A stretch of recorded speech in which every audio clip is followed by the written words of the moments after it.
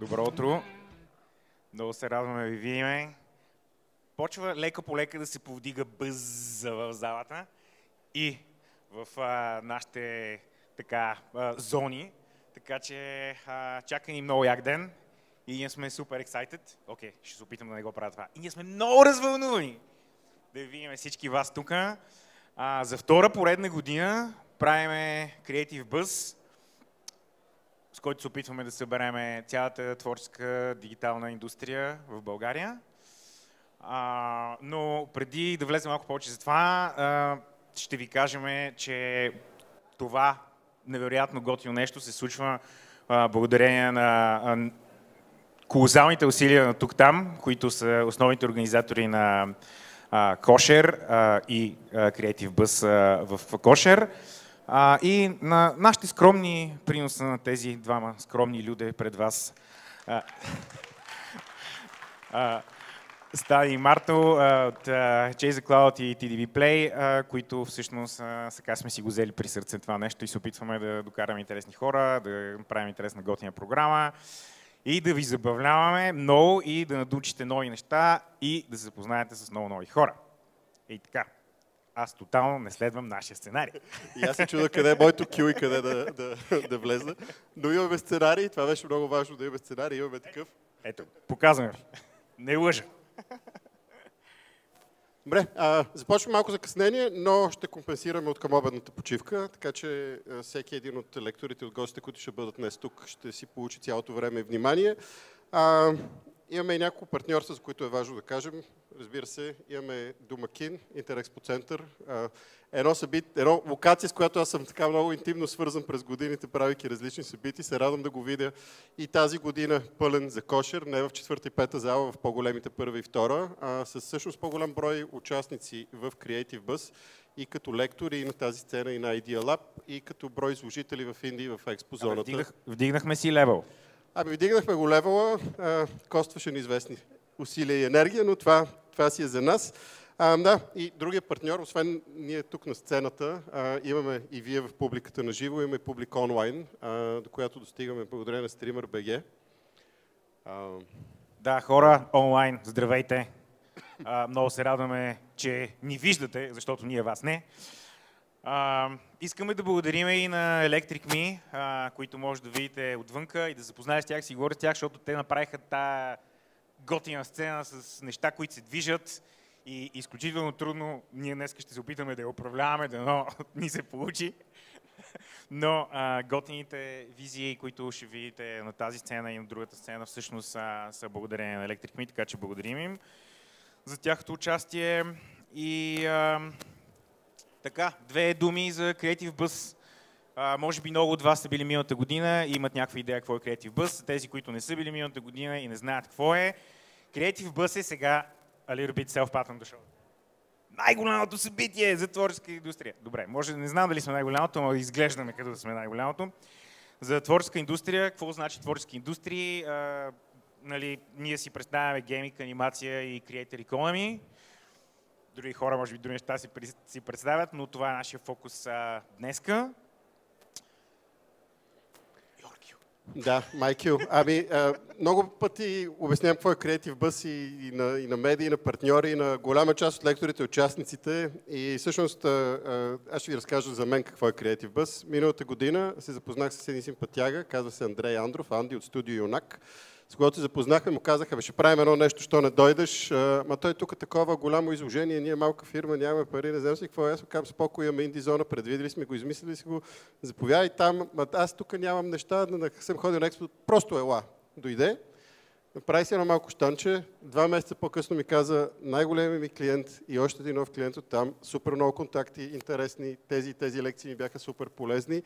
Fast forward до днешна дата, работи доста по-активно и с доста повече хора от тези, които бяха тук. Така че по много начини можем да го наречем какво е Creative Buzz, но за мен лично, като един от съорганизаторите, едно от нещата, които ме мотивира е тези от вас, които сте тук, тези от вас, които сте онлайн и тези, които са и като лектори, просто да се срещнат с себеподобни индивиди, които си копат и те в своята градинка, им е доста трудно понякога, и просто да намерят приятел, рамо на което да поплачат, партньор, съмишленик, с който и да имат и много така прагматични ползи от познанството си, но и добри споделени моментите. За мен това е Creative Buzz и мисля, че се движим в правилната посока. Абсолютно. Другото нещо, което трябва да правим е хора да се събираме, да се обединяваме и да ставаме много силна готина индустрия, за да разцепваме и мрака, и гейминга, и бизнеса, и каквото искаме, за да може всъщност нещата да се случват по-добре в нашата любима държава. Но, понеже някой хвърля там една табелка, когато пише 5 минути, аз съм сигурен, че са по-малко. И освен това, дай да съкратим нашите глупости, да си разкажем за партньорите и нещата и да пускаме готината програма да върви. Какво ще кажеш? Стани ще свири на арфа. За ваше така, успокоение няма съм аз. Ще е някой, който знае какво прави. И добре, за партньори, Heavymon Games, които така традиционно подкрепят различни активности, които аз съм правил през годините, и Creative Buzz, и Sofia Game Jam през годините, които са тук и ще ги чуем по-късно. И всъщност участват и на сцената с една история, която лично на мен е много любопитна, защото това е компания, която успява да акумулира доста знания и опит през годините. Така че те ни подкрепиха и Инди зоната, което чисто така, като един наивен романтик, много добре ми седи този story arc, в който първите, успелите и устойчивите подават ръка на тези, които сега започват да се бъхтат и те първо им започват тежките безсънни нощи. Така че Heavymon е един от партньорите. Още едно партньорство Институт Франсес, или Френски институт, 100% не го произнасям правилно, но това е френски, кой може да се оправи с него, които също имат традиционно доста голяма роля в събития, свързани с видеоигрите в България. Пак Sofia Game Jam, главен и основен заподозрян през годините, доста тесни колаборации.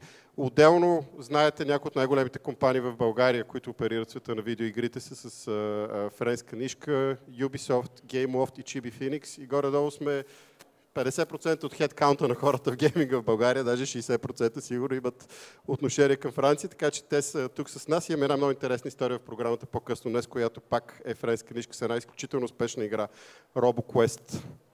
Това са две важни партньорства, които са отпреди, сега и живот и здраве ще продължат и занапред. Медийни партньори, да кажем, които много ни помогнаха да достигнем до вас, за да може вие днес сте в тази зала. WebCafe, CalData, Българско национално радио, Highcom, GoGuide, програмата, DIRBG и много други. И аз ти предлагам да vacate the premises. Има още нещо много важно да кажем. Хора, така, може... Винаги съм искал да го кажа. Колегите от операционната, не операторската, как се казва, моля да ни пуснете това с апа. Така, тук-там направиха ап, който е там, сега ще се появи отстрани и който горещо ви препоръчвам да си свалите и да се логнете, защото това става нещо като наша собствена частна затворена мрежа, в която ще може да си говориме, вътре ще бъдат всички хора, които са били тук, ще могат да намерите много готини хора и от бизнеса, и ментори, и спикери, и всякакви други интересни личности, така че горещо ви препоръчвам, дърпайте апа и продължайте да си бъзвате там, не само когато има кошер, но и когато се чуете какво правите в метрото. Така, надявам се това да стане готина платформа за всички нас, да можем да развиваме идеите си по-добре. Имаме много готини зони тая година, особено носталгия зоната, трябва да отидете да видите. Хората извадиха неща, които не вярвах, че съществуват все още. Аз играх първия Принц в Персия тази сутрин. Принц в Персия, yes.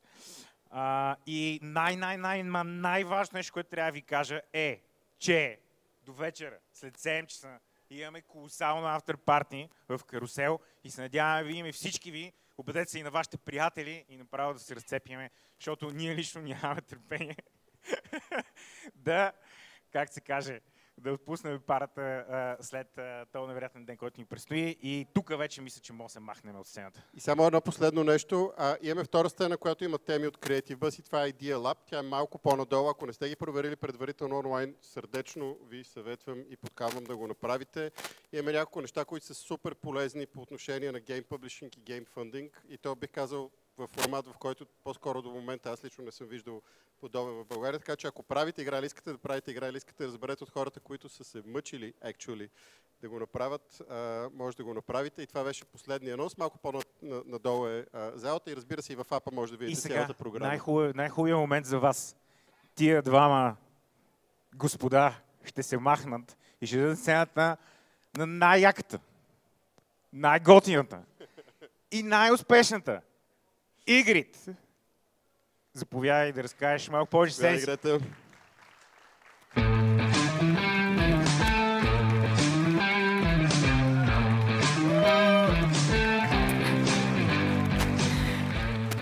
Вау, благодаря ти за това сърдечно представяне. В смисъл, най-успешната, не знам си какво си, не знам си, що си. Добре, окей. Аз така казах. Добре, окей, щом така съм казала, така да бъде. Здравейте на всички, казвам се Игрит, истинското ми име е Грета. По принцип съм стримър, контент креатор и какво ли още не. Ходя по международни фестивали, стримам на живо в Twitch, както имам и други социални мрежи, които си поддържам изцяло сама. И честно казвам, някой, който ми каже, представи се, нямам идея какво да кажа за себе си. По принцип обичам да показвам това, което правя, а не да говоря за него. Но едно от най-големите ми постижения беше факта, че ме приеха да бъда контент креатор на DreamHack още през ноември месец 2022 година.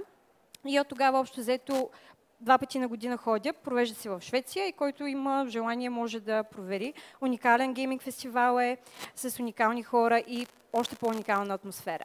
Но не сме тук да говорим за това, както и за мен. Това е общо взето накратко за мен, всъщност не е много накратко, но пак да речем, че е накратко.